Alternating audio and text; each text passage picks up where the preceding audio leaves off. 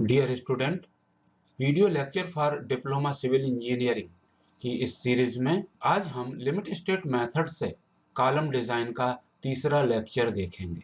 Column design exam में एक question के रूप में, एक या दो क्वेश्चन के रूप में ज़रूर आती है और इसमें हमें 10 से लेके 20 नंबर तक के क्वेश्चंस आते हैं, इसलिए ये एग्ज़ाम की दृष्टि से भी बहुत महत्वपूर्ण है।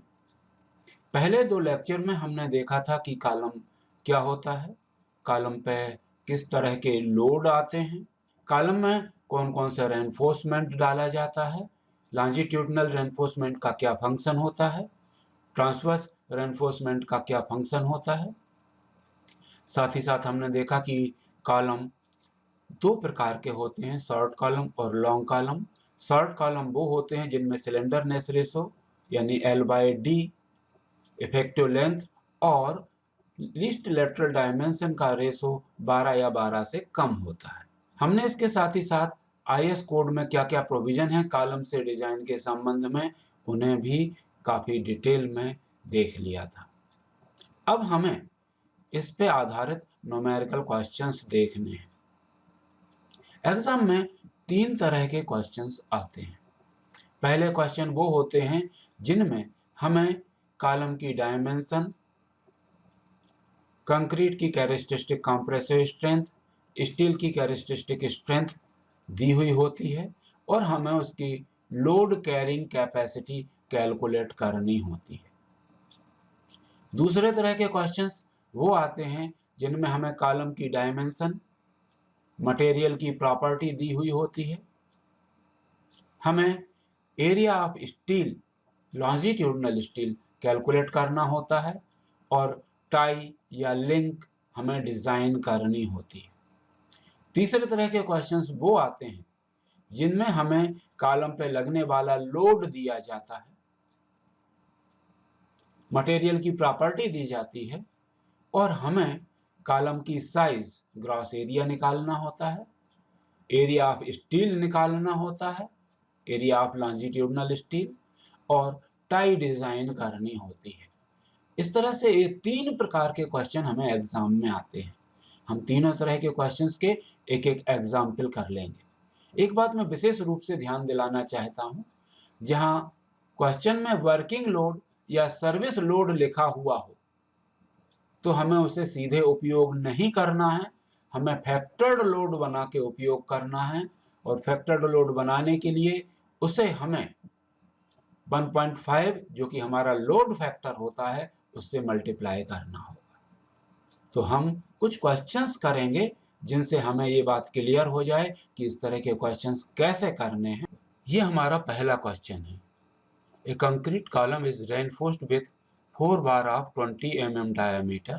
Determine ultimate load carrying capacity of column using M20 grade concrete and Fe 415 steel. If column size is 300 mm by 300 mm, also calculate allowable service load and design tie. ये क्वेश्चन काफ़ी easy question है, काफ़ी छोटा सा question है और इसे करने के लिए हम सबसे पहले इसमें क्या क्या डाटा दिया है वो नोट कर लेते हैं। हमें दिया हुआ है FCK is equal to 20 newton per mm square, FY is equal to 415 newton per mm square. हमें ये आदत डालनी है कि जो भी क्वेश्चन है उसमें जो डाटा दिया है वो पहले हम नोट कर लें। ASC is equal to 4 into π/4 into 20 square. जब हम इसे हल करेंगे तो हमें मिलेगा, हमें कॉलम की साइज दी है तो ग्रॉस एरिया आ जाएगा हमारा। हम जानते हैं कि area of concrete is equal to gross area minus area of steel होगा।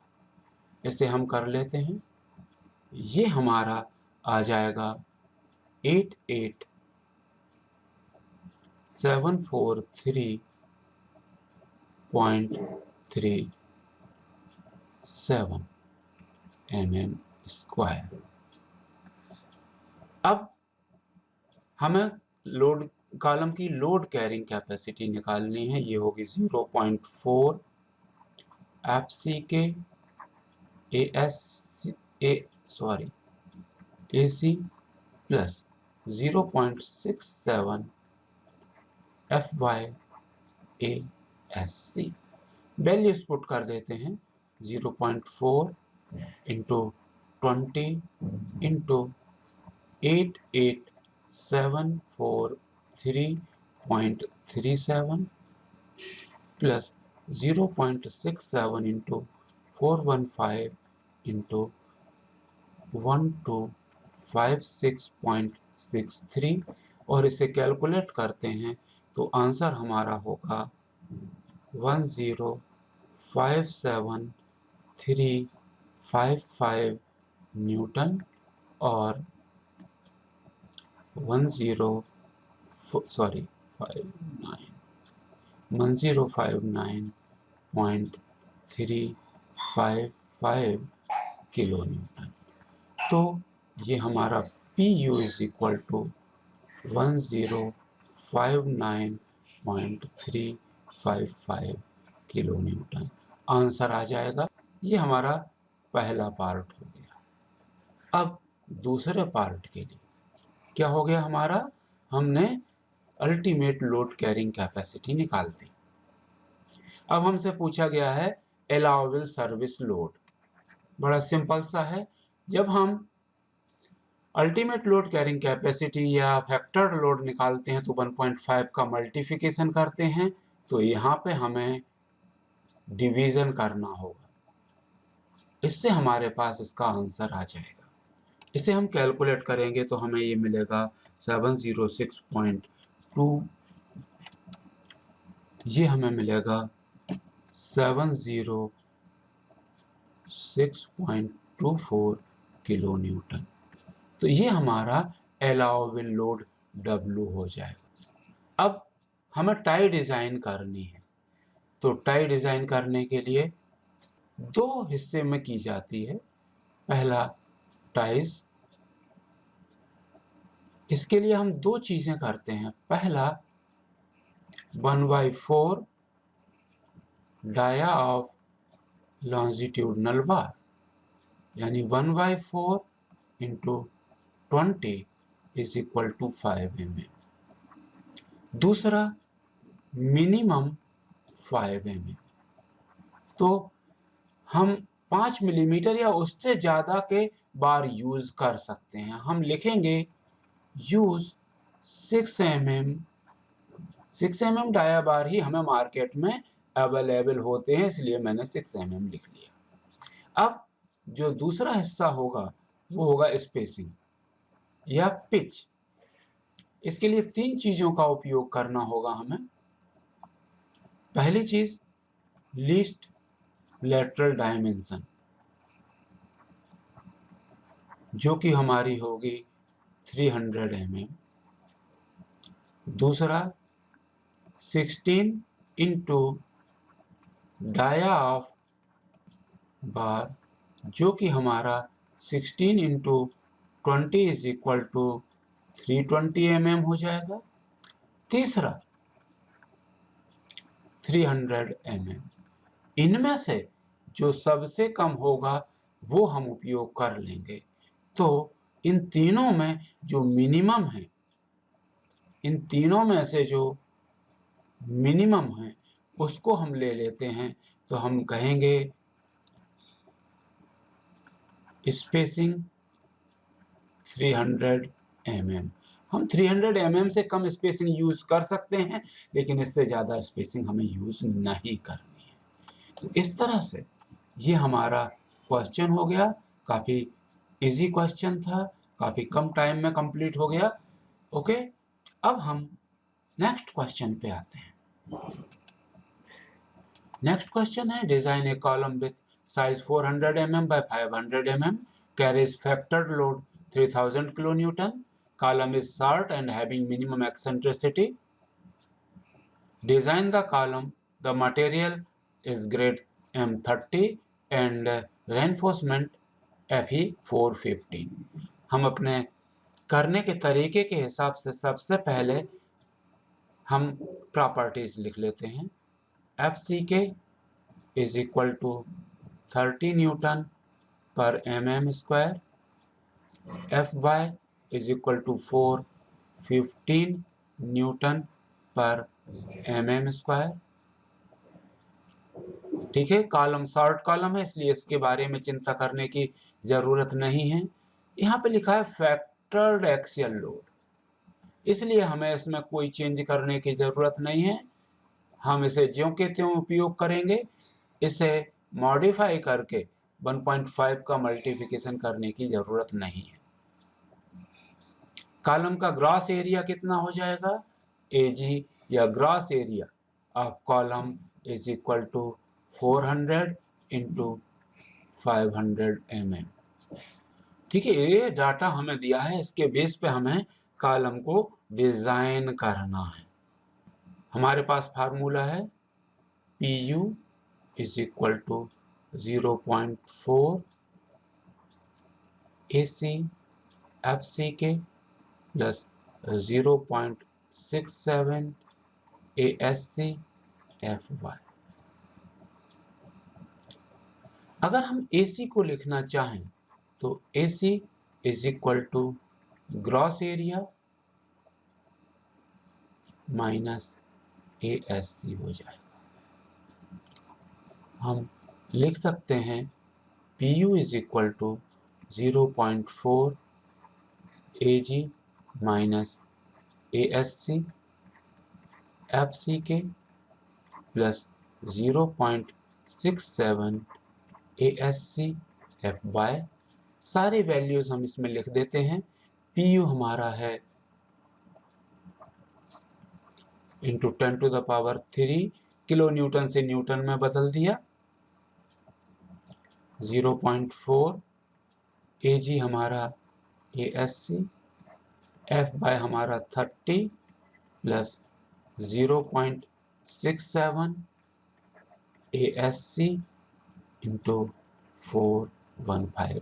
केवल एक अननोन हमारे पास है तो हम उस अननोन के लिए हल कर लेंगे। हम ASC कैलकुलेट कर लेंगे। हम इसे ऐसे कर सकते हैं, इससे हम जब हल करेंगे ASC की वैल्यू हमारे पास आ जाएगी 2255.215 mm स्क्वायर। मान लिया कि हम 20 mm के बार यूज करते हैं, से 20 mm bars used as, यानी हम phi is equal to 20 mm ले लेते हैं तो number of bars is equal to 2255.215 upon pi/4 into 20 square. जब इसे हम करेंगे तो 7.117 आ जाएगा, यानी अप्रॉक्सीमेटली 8 बार हमें यूज करने होंगे। हम रिजल्ट लिख सकते हैं, use 20 mm 8 bar of 20 mm as. अब हमें अगला स्टेप है टाई डिजाइन करने का, तो हम टाई डिजाइन कर लेते हैं। डिजाइन ऑफ टाई, पहला हिस्सा होगा डायामीटर। डायामीटर के लिए पहला 1/4 dia of bar is equal to 1/4 into 20 is equal to 5 mm। दूसरा होगा मिनिमम 5 mm, इसलिए हम यूज 6 mm बार हम यहाँ पे लिख सकते हैं। दूसरा हमारा होगा इसकी पिच या स्पेसिंग या पिच। तो पिच कैसे कैलकुलेट करेंगे? 3 क्राइटेरिया है। पहला, लीस्ट लेटरल डायमेंशन। हमारे कॉलम की डायमेंशन 500 400 बाय 500 है, तो लीस्ट लेटरल डायमेंशन हमारी 400 हो जाएगी। लीस्ट लेटरल डायमेंशन हमारी 400 mm हो जाएगी। दूसरा होगा 16 into 5 diameter of longitudinal bar, 16 into 20 is equal to 320 mm। तीसरा होगा 300 mm। और इन तीन में जो मिनिमम होगा वो हम सेलेक्ट कर लेंगे। तो इन तीन में आप लोगों को मिनिमम बिल्कुल क्लियर दिखाई दे रहा है। मिनिमम होगा हमारा 300 mm यूज। अब हम इसका फाइनल रिजल्ट लिख देते हैं। Result, use 820 mm bar as steel and use 6 mm bar 6 at the rate of 300 mm center to center as links